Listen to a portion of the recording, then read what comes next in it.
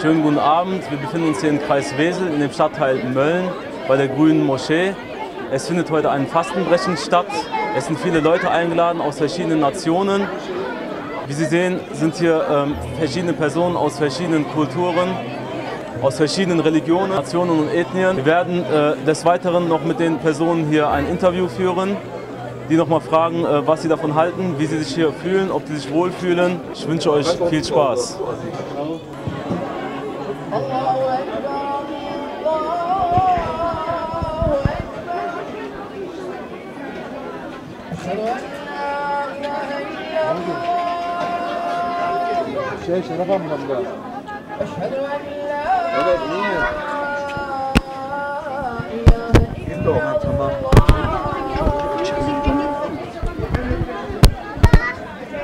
أشهد أن محمدا رسول الله أشهد أن محمدا رسول الله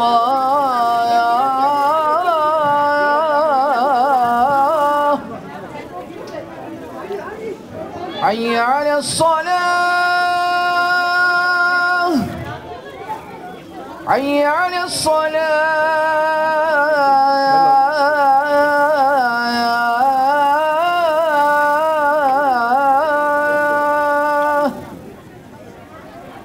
حي على الفلاح حي على الفلاح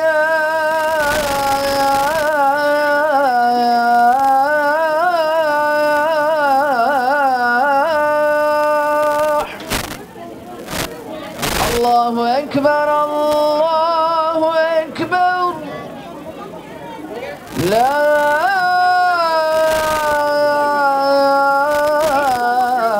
إله إلا الله آمين اللهم لك صمت وبك آمنت وعليك توكلت وعلى رزقك أفطرت Allah'ım senin rızan için oruç tuttum. Sana inandım, sana güvendim. Senin vermiş olduğun nimetlerle orucumu açıyorum. Kabul eyle ya Rabbi. Afiyet olsun efendim.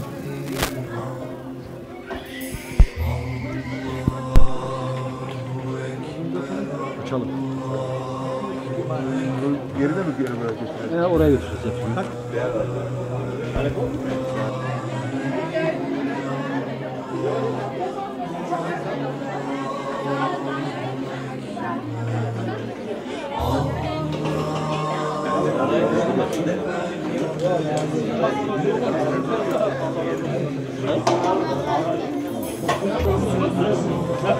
Çok saygıdeğer Uygur TV izleyicileri, Efendimiz Kuzey Ren eyaletindeki gezilerimize ve ziyaretlerimize devam ediyoruz. Ramazan gezilerimize devam ediyoruz. Buradaki camilerimizi, sivil toplum kuruluşlarımızı dolaşıyoruz ve bu güzellikleri sizinle beraber zaten paylaşıyoruz. Paylaşmaya da devam ediyoruz. Bugün bu güzellikleri paylaşmak istediğimiz yer ise Veyzel bölgesi. Veyzel bölgesinde Mölln Yeşil Cami'deyiz. Mölln Yeşil Cami her sene olduğu gibi bu senede geleneksel iftarını düzenliyor gördüğünüz gibi ve bu iftarda bütün dinlerden, bütün milletlerden insanlar var ve bu insanlar Ramazan'ın insanları bir araya, birlikte olmaya ve onların o birlik ruhunu yakalaması için çok güzel bir ortam oluşmuş ve gördüğünüz gibi burada ablalarımız, teyzelerimiz, amcalarımız, dayılarımız hepsi buradalar ve gördüğünüz gibi bu Ramazan'ın bu güzelliklerinden sizler de paylaşmış oluyorsunuz.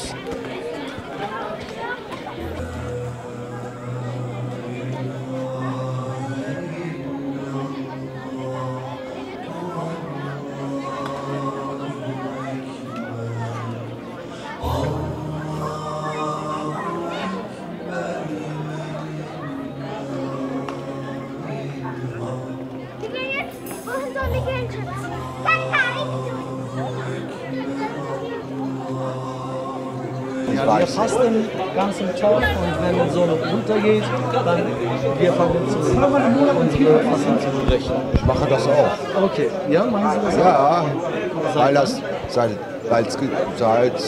2013. 13. Ja, 2013. Warum machen Sie das? Weil es gesund ist. Nur gesund ist? Ja, für den Körper ist gesund und man bleibt flexibel und fit dabei. Deswegen fasten Sie. Ja, schon mal. Aber das ist ja eine religiöse... Ja, klar. Aber trotzdem. Trotzdem mache ich das. Weil ich habe ein Buch gelesen und da stand dann drin, es ist ab und zu ganz gut, wenn man mal fastet. Ja. Eine Zeit. Und dann habe ich das so auf den Arm gemacht. Ja. Wie ist denn nur wegen Gesundheit zu fasten als ein Gläubiger? Gläubig bin ich auch. Also ich gehe zum Beispiel bei mir in Friedrichsfeld in die katholische Kirche. Verbinde das damit. Und was für ein Gefühl? Ein schönes Gefühl, in der Gemeinschaft zu sein. Gemeinschaft? Ja, in der Gemeinschaft. Das ist das Wichtigste, was es gibt. Die Gemeinschaft, wir sind alle eine Einheit. Wir brauchen uns alle. Dankeschön. Guten Abend erstmal. Guten Abend. Wir sind bei dem Fastenbrechen zusammen und waren Sie schon mal irgendwelchen Fastenbrechen? Nein, das ist heute das erste Mal. Und was für ein Gefühl haben Sie? Ja, es war schön. Also es war ruhig und dann, als es losging, haben alle zusammen geredet und gegessen und ja, es ist ein schönes Gemeinschaftsgefühl auch. Ja. Und das ist ja keine Party, das ist keine Hochzeit, das ist nur eine Fastenbrechen. Wie haben Sie sich das vorgestellt vorher, als Sie hier nicht waren? Ganz streng. Also so, dass es alles so einen Ablauf hat, aber es war ja ganz schön. Wenn Ihre Freundeskreis oder Bekannten, was ist denn ein Fastenbrechen? Wie würden Sie das antworten? Dass man einen Abend zusammen verbringt, wo man auch seinen Glauben nochmal so präsentiert und dann einfach auch zusammen das Ganze so begeht abends und gemeinschaftlich isst und auch zusammensitzt und ja. Wir bedanken uns. Ja, ich bedanke mich. Guten Abend. Herzlich willkommen bei unserem Fastenbrechen dieses Jahr. Sie sind zum ersten Mal hier. Ja, ich bin zum ersten Mal hier. Darf ich fragen, wie Sie heißen? Sanders Andrea. Sie wohnen in? In Mölln auf der Rahmenstraße. Wie finden Sie diese Aktion hier in Sehr Ramadan-Zeit? gut, sehr gut. Ich habe mich gefreut, dass unser Nachbar, der Javus, uns eingeladen hat. Und ich bin begeistert davon. Und was halten Sie generell von diesem Ramadan-Fastenzeit? Wir haben ja auch Fastenzeit. Die Katholischen fasten ja auch vor Ostern und finde ich also ganz normal. Und Sie sehen ja auch zum ersten Mal oder mehrmals schon, dass die Gemeinschaft hier ganz anders geordnet ist. Ja, ja. Aber jeder Religion ihre Riten, finde ich. Und das sollte man so weiterführen. Ja. Ja, warum nicht? Warum soll man sowas aufgeben? Ist ja Tradition. Was können Sie denn zum Beispiel unseren Leuten mit auf den Weg gehen für die Zukunft? Ja, sollen sich gut hier integrieren, aber ihre Traditionen auch weiterleben. Super, Dankeschön. Peki neler söylemek istersiniz iftar hakkında? Valla çok güzel organizasyon. Bütün dostlarımızla beraber iftarımızı açıyoruz. Çok güzel. Yani vatanımızdan uzakta ama çok güzel Ramazanlar geçiriyoruz. Evet, efendim kısaca sizi tanıyabilir miyiz? Salih Akmanşen, 1980 Bolu Dörtdivan doğumluyum. Nasip olursa 2021'e kadar burada görevliyim. Diyanet İşleri Başkanlığı'nda yaklaşık 15 yıldır görevliyim. Evet, Mölln Yeşil Camii'nin din görevlisiniz. Aynen. İlk defa mı bir yabancı ülkede yabancılarla beraber iftar programına katılıyorsunuz? Daha önce 2 yıl Berlin'de görev yaptım. Oradayken de böyle bir programın içerisinde olmuştuk. Gerek Alman toplumla, gerekse oradaki yaşayan Müslüman toplumla bir arada iftar programları yaptık. Değişik programlara katıldık. Burası da yeni bir tecrübe olmuş oldu ayrıca. Hamdolsun iyi sonuçlar elde ediyoruz. Peki bugünkü farklı bulduğunuz neler var? Yani bugün Berlin'de yaşadıklarınızdan farklı bir şey yaşadınız mı burada? Özel bir şey yok aslında ama Almanların buradaki toplumun ana fertleri olarak, ana vatandaşları olarak bizimle bu ortamı paylaşmaları bizimle onların arasında bir uçurumun olmadığını, bu ortamı birlikte aslında huzur içinde paylaştığımızı gösteriyor. Ramazan ayındaki bizim yaptığımız bu önemli programlarda onların katılımları da bizim için değerlidir. Çünkü bize verdikleri değeri veya dinimize verdikleri değeri de birazcık bir manada göstermiş olur. Bundan dolayı mutluyuz. Peki efendim, teşekkür ederiz. Eyvallah. Kolay gelsin. Guten Abend. Ja, Willkommen bei schönen unserem Fastenbrechen. Darf ich mal nach Ihrem Namen fragen, Ja, was Sie so machen? ich heiße Markus Gehling, ich bin in der katholischen Kirchengemeinde Seelsorger, Pastoralreferent nennt man das bei uns. Und eingeladen worden zu unserem Fastenbrechen, dieses Jahr zum ersten. Ja, hat mich gefreut, dass das schon so schnell losgeht hier. Ich war sonst schon mal hier, war auch schon mal mit eingeladen, hat mir schon gut gefallen und dadurch bin ich dieses Jahr auch wieder gekommen, klar. Da haben Sie ganz andere Sicht als Mann des Gottes, der Kirche. Ja, ich habe lange in Lobech gearbeitet, von daher ist mir das ganz vertraut eigentlich, auch das Fastenbrechen, man wurde häufig eingeladen. Also für uns war es ja immer so, dass wir eigentlich während der Fastenzeit bestens gelebt haben. Tagsüber konnten wir gut essen als Christen, so wie wir das üblicherweise tun, und abends haben die muslimischen Nachbarn uns eingeladen zum Essen, also besser konnten wir es nicht haben. Wir wollen mal als Gemeinschaft, wie jedes Jahr, jedes Mal als Gemeinschaft Fastenbrechen für alle. Ne? Von daher auch, was würden Sie denn zum Beispiel unter die Gemeinde für die Zukunft lassen? Oder auch die Pflicht? Ich würde der Gemeinde erstmal wünschen, dass das mit dem Moscheebau gut vorwärts geht und dass sie weiterhin so gute Ideen haben, mit den Nachbarn hier zusammen sich zu treffen und das Fastenbrechen gemeinsam zu feiern. Das finde ich total gut, eine tolle Idee. Einfach auch Leute zusammenzubringen und gute Nachbarschaft zu leben. Also besser kann es eigentlich nicht gehen, aber das klappt doch schon seit Ewigkeiten so hier, oder? Zum Beispiel, ihr habt ja auch im christlichen Bereich auch Fasten. Unterschiedliche. Ja. Wo sind die Unterschiede? Ja, bei uns heißt Fasten eigentlich, dass man auf bestimmte Dinge verzichtet und dann während der kompletten Fastenzeit vor Ostern ist das eigentlich üblich. Also beispielsweise jemand sagt, ich esse keine Süßigkeiten in dieser Zeit. Oder ich esse nur einmal am Tag so, dass ich satt werde. Also wir fasten nicht so, wie ihr das macht, von morgens Sonnenaufgang bis abends Sonnenuntergang und dann dürft ihr essen. Also wir verzichten die ganze Zeit, aber dann nicht so hart. Auch begrenzt. Ja, im gewissen Sinne begrenztes Fasten. Wenig essen, wenig trinken. Wenig essen, auf besonders leckere Dinge verzichten, Fleisch weglassen, Süßigkeiten weglassen, Alkohol weglassen, je nachdem. Solche Dinge sind bei uns dann halt in der Fastenzeit wichtig. Assalamu alaikum. Wa alaikum salam. Woher kommt ihr? Ich komme aus Marokko. Marokko und du? Ja, ich komme aus Guinea. Guinea. Guinea. Guinea, okay. Seit wann seid ihr in Deutschland? Ja, ich bin seit einem Jahr in Deutschland. Ich bin schon seit 5 Monaten hier in Deutschland. 5 Monate, ja. Okay, aber habt ihr trotzdem sehr schön Sprache gelernt, ne? Ja. Wo habt ihr denn gelernt? In Föhrdorf, bis auf die Schule. Du? Ja, jetzt ich mache jetzt einen Durchkurs in Dienstag. Okay. Okay. Und wir sind bei der jetzt Iftar-Programm. Das ist ein Ramadan. Wir sind Muslim. Ne? Und Alhamdulillah. Was für ein Gefühl habt ihr denn? Wie findet ihr das? Ja, ich finde das super. Ja, die Leute auch sehr nett, war sehr nett aus und lustig auch. Ja, ich finde das alles gut und super. Ja, Iftar und das ist gut. Und alles also mit Allah Azza wa Jal. Ja. Und ihr sollt euch gut aufpassen. Und nächstes Ramadan sehen wir uns wieder. Okay, inşallah. Assalamu alaikum. Yani çok güzel oluyor. Arkadaşlar, eşler, dostlar hepimiz bir araya geliyoruz. Yani çok güzel oluyor. Efendim siz neler söylemek istersiniz? Bence çok güzel bir organizasyon. Her sene yani çok güzel yapıyorlar. Çok memnunuz. İnşallah böyle devam eder. Yeni camimize de böyle devam ederiz. Nasıl buldunuz bugünkü iftarımızı? Güzel. Hep beraber eş, dost, hem Almanlar hem çeşitli başka ülkeden insanlar. Evet. Pakistan, Hep beraber. Evet.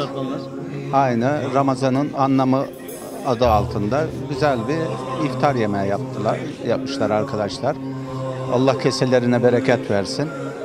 Güzel. Aynı zamanda buradaki arkadaşların çoğu voleybol grubu da var bu caminin. Evet. Oradan da tanıyoruz. Ben de seyircisiyim onların. Öyle mi? Çok güzel. Benim eşim oynuyor kendisi. Evet. Oradan çoluk çocuk hep beraber gidiyoruz. İyi, çok güzel. Peki iftar programlarının Ramazan'ın insanları birbirine yaklaştırdığı, bir araya getirdiği, birlik ruhunu aşıladığı konusunda siz ne söylemek istersiniz? Yani o konuda doğru. Yani sadece Ramazan iftar değil, bunun gibi etkinliklerin hepsi yani insanları bir araya getiriyor. Güzel bir şey. Aynı spor ortamının olduğu gibi. Ama sanki Ramazan yani veyahut Müslümanın, İslamiyet'in anlamının biraz daha dışına yani hissediliyor da bazen de dışına çıkılıyormuş gibi oluyor. Daha çok biraz da gösteri gibi olduğunu görüyorum ben çoğu insanlarda. O rahatsız edici. Peki biliyorsunuz biz işte Doğu Türkistan kanalıyız. Evet. Size bugüne kadar hiç Uygurlara benziyorsunuz diyenler oldu mu? Vallahi tabii diyenler oldu. Almanlardan da diyenler oldu. Hani bazen de söylüyorlar da. Bizim de atalarımız Orta Asya'dan geldiğine göre Uygur Türklerinin olduğu yerden bizim herhalde dedelerinden oradan gelme genlerden bir şeyimiz var yani. Peki Doğu Türkistan hakkında neler biliyorsunuz? Uygur Türklerine yapılan zulümlerden haberiniz var mı? Tabii onları televizyonlardan duyduğumuz kadarıyla biliyoruz ama gerçek ne kadar aktarılıyor onu bilemiyoruz. Onlar daha çok acılar çekiyor. Çok şeylerini hiç de bilemiyoruz. Tabii o konuda da üzgünüz yani. Güzeldi, eğlenceliydi. Türk halkı olarak Almanya'da böyle bir şey yapmak güzel ve gurur verici. Burada çoğu Alman olduğu için Türkler böyle beraber olması lazım. Türk-Alman ilişkileri de iyi olması lazım. Ramazan ayı geldi. İftar programlarına katılıyorsunuz. Bugün de Yeşil Cami'nin iftarındasınız. Evet. Neler söylemek istersiniz? Bugün ilk iftarımızdı. Vallahi güzeldi. Her sene yapıyoruz işte. Ya böyle faaliyetleri daha da çoğaltmaya çalışıyoruz. İnşallah daha da çoğaltırız. Şimdi tek hafta sonları yapıyoruz ama inşallah daha diğer günlerde yapmayı düşünüyoruz. Yani herkesin katılımlarını bekliyoruz. Siz kendiniz de yemek yaptınız mı yoksa siz de bizim gibi hazırcı mısınız? Bugün hazırcıydım. Haftaya inşallah benim grubum. Öyle mi? Bekleriz yine, buyurun gelin. Grup yapıyoruz. Arkadaşım da buyurdu. Haftaya da bizim grubumuz inşallah. Şimdi bu işin latife tarafı, şaka tarafı. Nasıl peki yemekleri nasıl Vallahi çok buldunuz? güzeldi bugün. Ellerine sağlık herkesin. Çok güzeldi yemekler. Biz hepimiz beğendik yemekleri. Efendim yanımızda Möln Yeşil Camimizin yönetim kurulu başkanımız Mustafa Bey var. Efendim programımız hakkında neler söylemek istersiniz? Mübarek Ramazan ayında ne diyebilirim ki Recep abi? Misafirlerimiz bizi öyle şenlendirdi. Bu cami avlusunu doldurdu, iftarımızı verdi. Allah kabul etsin, namazımızı kıldık. Çok çocuk eğleniyoruz. Allah sizden razı olsun. Böyle bir günümüzde yalnız bırakmadınız. Teşvik ettiniz. Bu programı sunuyorsunuz. Şu anda biraz da heyecan var. Biraz da yorgunsunuz. Biraz da yorgunuz. Eyvallah. Herkesten gerçekten çok güzel bir program geliyor. Yeşil Cami, çok saygıdeğer Uygur izleyicileri. Yeşil Cami inşaat halinde bir camimiz. Onun için biz bu programı önemsiyoruz. İnşallah Allah nasip ederse yakında bitecek. Başından itibaren biz yanlarında olmaya gayret ediyoruz. Bütün etkinliklerinde Uygur TV olarak yanlarında olmaya gayret ediyoruz. Ve hemen çoğu gitti, azı kaldı diyebilir miyiz camide? Şu aşamada 50-50 diyelim. 50-50 diyelim. İnşallah. Peki müjdeyi çok sürmez değil mi verimimiz? Niyetimiz öyle ama... İnşallah. O zaman buradan ama derken sizin sıkıntılarınızı anlıyoruz. Sıkıntı. Efendim, Yeşil Cami'nin evet, maddi sıkıntıları var. İnşaatımız devam ediyor. İnşaatımız diyoruz çünkü bizim neticede ibadethenelerimiz camimizin inşaatı devam ediyor ve biz istiyoruz ki Uygur TV ekranlarından ne diyelim? Halkımız, insanlarımız camimize bağışlarını esirgemesinler. Programın sonunda sizin hesap numaralarınızı koyalım. Oradan ne söylemek istersiniz? Vatandaşlarımızdan söyleyin. Onlar bizleri yalnız bırakmasınlar. Bizler de onları duasız bırakmayalım. Eyvallah. Teşekkür ederim. Efendim inşallah camimizin mescitlerimizden gelen gayreti gösterelim. Merhaba, iyi akşamlar. Sizi kısaca tanıyabilir miyiz? Adım Haluk Piriçek, Yusuf'tan geliyorum. Evet. Davetli olarak buraya teşvik ettik. Evet. Ama burada doğma büyümeyiz. Diyanet Camisi'nin Beyazıt Camii'de görevliydim. Yönetimde. Yaşar Başkan'la beraber miydiniz? Evet. Hemşerim oluyor kendisi. Öyle mi? Hemşerimiz oluyor. Ondan önce dönem başkanı bendim orada. Eyvallah. Yaptığınız çalışmaları zaten biliyoruz. Yıldırım Beyazıt Camii'nin çalışmalarını biliyoruz. Oradaki güzel çalışmalar için de sizleri tebrik ediyoruz. Peki Ramazanlar hakkında, iftarlar hakkında neler söylemek istersiniz? Ramazan kendine göre bize müthiş bir şey zaten. Yani hep İslam alemi için müthiş bir olan bir olay. İftar çadırlarına gelince inanın yani bizleri ülkemize, vatanımıza geri götürüyor. Birlik, beraberliğimizi gösteriyor. Hani insanların iç içe olmasını gösteriyor ve çok önemlisi yani her biri birbirine bağlı. Yani sadece elhamdülillah Müslümanlar değil, her dilden, ülkeden, Alman olsun, Türkiye olsun, Suriyelisi olsun, ne olursa olsun hepsini bir araya getirip bir arada oturup yemeğimizi içmemizi nasip ediyor. Yani çok güzel bir şey yani. Peki efendim, kolay Allah gelsin. herkese razı olsun. Möln Yeşil Camii'nin Çanakkale ruhlu amcası. Efendim, sizin adınızı, soyadınızı öğrenebilir miyim? Benim ismim Gazi, soy ismim adı güzel. Hem adı güzel hem Gazi. Peki Gazi abi, biz sizinle ilk tanıştığımız günü hatırlıyor musunuz? Evet, hatırlıyorum. Peki orada ne yapmıştınız siz? Orada Çanakkale şeysini söylemiştik. Şiirin. Evet, Çanakkale içinde vurdular beni. Peki. Yok. Bize şiir okumuştunuz. Neydi o? Bayram, evet. Evet. Efendim, Çanakkale ruhlu Gazi amcamız ve bayrak şiirini alıyoruz. Şey olmaz değil mi yani? Yok. Bayrağım selam sana, dalgalan kana kana. Selam bayrağım sana, kanım gibi dalgalan. Ateş ol bağrımda yan, ufuklara sığmayan. Selam bayrağım sana. İşte bu kadar. Efendim, Gazi amcamıza, adı güzel Gazi amcamıza teşekkür ediyoruz. Ve yanımızda genç delikanlılar var. Evet, sizi tanıyalım. Abi benim adım Arif Terzi. Evet. İşte buradayız. Memnunuz. İyi. Çok güzel bir program gerçekleştirdiniz. Evet abi. Sizi tanıyalım. Benim ismim Hasan Yaydı Fördüler. Evet. Böyle güzel bir, müstesna bir akşam. İftar programı da güzel geçti. Güzel bir dayanışma. Güzel bir dayanışma. Alman misafirlerimiz de vardı. Yani bayanlar olsun, baylar olsun. Hakikaten çok güzel bir gece yani. Bunlar daha fazla gibi geldi bana ve yabancılar daha çok katılım gördüm. Aynı fikirlerimiz. Kesinlikle temelinde de böyle olması lazım. Çünkü bazı ön yargıları burada yok edebiliyoruz. Almanlar da gelişi tabii ki. Hem onlar da daha farklı bakıyorlar, farklı gözlemliyorlar. Bunlar bu akşam gördük tabii. Siz neler söylemek istersiniz? Peki size başka bir şey söyleyeyim. Doğu Türkistan'ı biliyor musunuz? Peki Doğu Asya'da olması lazım. Zulüm gördüklerini duyuyoruz Çin'de. Azimile edilmiş bir toplum. Dillerini konuşamıyorlar. Özgür hareket. Yani Uygur Türkleri dediğim gibi yani dillerini konuşamıyorlar. Özgürlüklerini iyice yaşayamıyorlar. Hayırlı Ramazanlar diyorum onlara da. Allah onlara da yardımcıları olsun.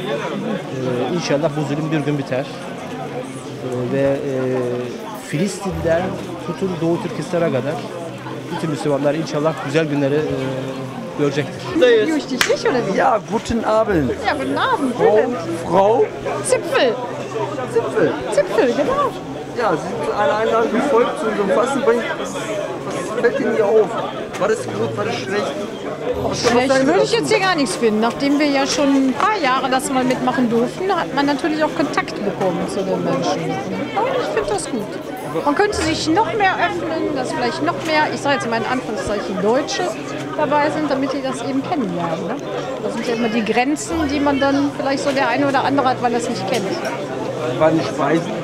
Sehr gut. Hat mir heute sehr gut geschmeckt. Sehr gut. Vom gesamten Umfeld, von der Gemeinde, was haben Sie davon? Also sehr gut. Ich fand es auch heute sehr gut besucht. Also ich glaube, das war schon mal kleiner die Runde, aber sehr gut besucht. Ja, das ist ein bekanntes Gesicht hier bei uns. Ne? Was würdest du den Leuten hier auf die Zukunft auf den Weg gehen? Noch mehr öffnen. Heißt? Noch mehr öffnen? Ja gut, ich denke, dass jetzt mit den, öffnen, das wird wahrscheinlich auch mit der Moschee, mit den Örtlichkeiten dann passieren, dass eben dann das Fastenbrechen an einem anderen Ort ist, sodass das mehr wahrgenommen wird, was ja eben jetzt so nicht ist. Förderung des Zusammenlebens. Genau. Das nochmal ein bisschen intensivieren. Genau. Super. Ich bedanke mich bei dir. Danke, Bülent. Guten Abend. Guten Abend. Wie geht's Ihnen? Sehr gut. Okay. Würden Sie sich kurz vorstellen? Ja, mein Name ist Hans-Ulrich Zipfel. Okay. Ich bin der Leiter der Barbara Apotheke hier in Mölln. Okay. Ja, und viele der Menschen hier, die kenne ich alles sehr gut. Ja, und freue mich, dass ich auch dieses Jahr wieder hier Gast sein darf. Okay. Und Sie sind nicht erst mal hier, ne? Nein. Schon mal hier. Ja. Waren Sie schon mal hier. Und was für ein Gefühl haben Sie denn, wenn Sie jedes Mal dabei sein können? Also ich fühle mich immer sehr, sehr wohl hier, weil ich die Gastfreundschaft eigentlich so schätze und mich einfach immer da auch freue über das gemeinsame Erlebnis hier. Efendim biz Mölln Yeşil Camii'nin ulusal başkanlarından bir tanesiyle beraberiz. Yine Silmani Kamacı Beyefendiyle beraberiz. Kendisi ulusal başkan diyorum ama kendisi aynı zamanda aktif olarak maşallah hala görevine devam ediyor. Ramazan olsun, diğer faaliyetler olsun, bütün faaliyetler içerisindesiniz. Yaptığınız iş hakkında ve caminin faaliyetleri hakkında neler söylemek istersiniz?